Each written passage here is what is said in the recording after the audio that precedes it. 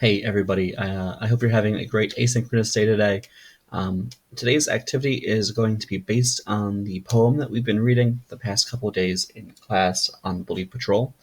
We're going to be working with this objective right here. I can analyze how the structure of a poem contributes to its meaning.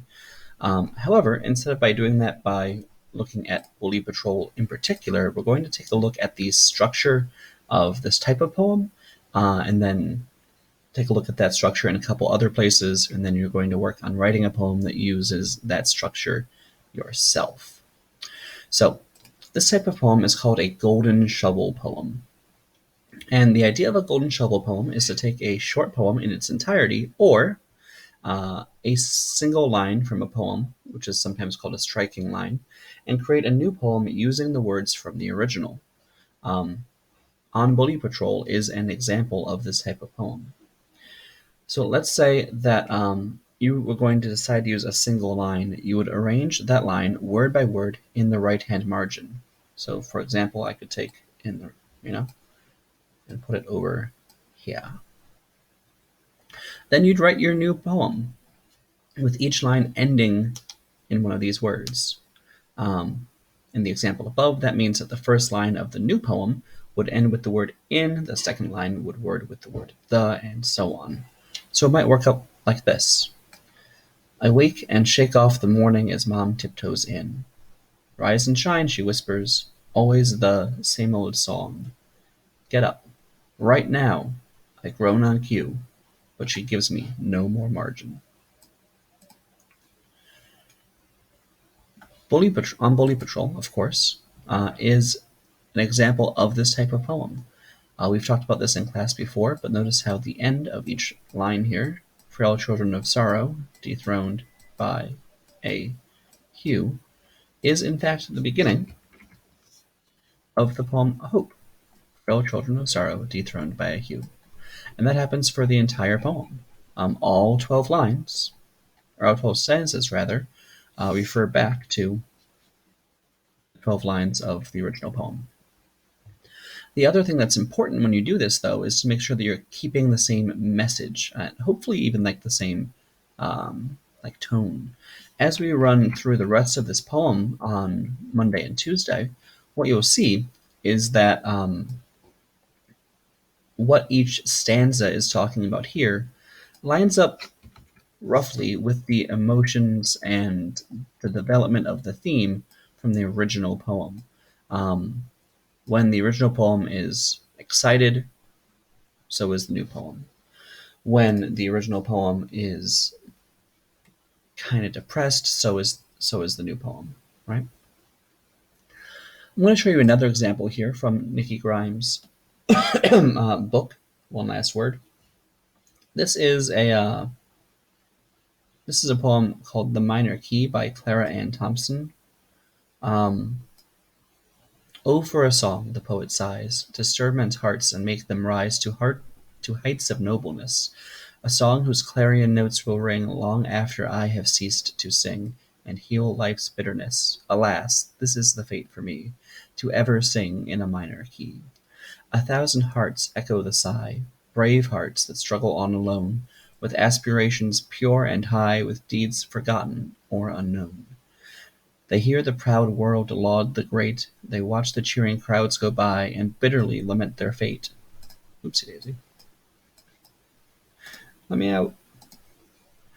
And bitterly lament their fate. Oh, foolish hearts, subdue that cry. What matter if the world forgets thy deeds to laud, thy tale to tell? If God remembers, all is well. With him we see not as we see. No life is turned to minor key.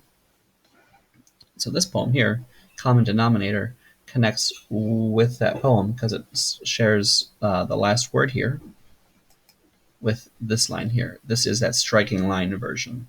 Instead of having the entire poem work out, you just focus on this one line. Anger is a hard itch to scratch, laughter a secret tickle we let out in 1,000 sneezes, sometimes to camouflage cracked hearts. Love, envy, fear, we all hear their echo. Peel us to the core, we're indistinguishable. Press the solar plexus of any, you'll hear the self-same sigh.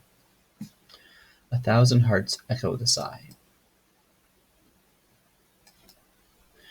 And if you take some time to do some analysis work on these poems, you'll see that there's a connection between what they're talking about here, right? About the power of various emotions, right? And like the commonality of having all those experiences. That echoes what they're talking about in this line. It's kind of an expansion of those ideas. So your task today is going to be to pick a striking line from a poem or song that you think is meaningful or important, and to then compose a poem that works this same way. You're going to do exactly what Nikki Grimes has done right here, but with a line from a poem or a song of your choosing. It would be really cool if you pick one from the Harlem Renaissance or something that we've been talking about for Black History Month. But if you want to pick something else, that is fine too. If you're stuck and you're like, oh no, Mr. Keene, I can't find anything. Okay, fine. If that's the case, then I will pick a line for you. If you can't pick a line, I'm going to encourage you to pick. Can't find it. Right here. The last line from On Police Patrol. Path of right always leads to light, to sun. If you can't pick a line, go with that line. But I do encourage you to find a work that means something to you, a poem or a song that you're already familiar with that's going to help you make this an easy transition. As you go through here, I'm going to encourage you to remember to focus on not just fitting things in, right? But also to making sure that it makes sense, that it is cohesive. Remember, it is a single stanza, so it should have a single unit of meaning attached to it. So not only just to focus on those things, but also to focus on the emotional tone that the author is trying to portray in the original. That should try to carry through. You're going to submit all of that in the in this activity, in the Edpuzzle. If you're having issues, you can please feel free to let me know. But I'm going to be in meetings all day, so it'll be very difficult for me to get back to you. I will also remind you that today is the very last day to hand in makeup essays from last week. So that's another thing you may choose to be working on today.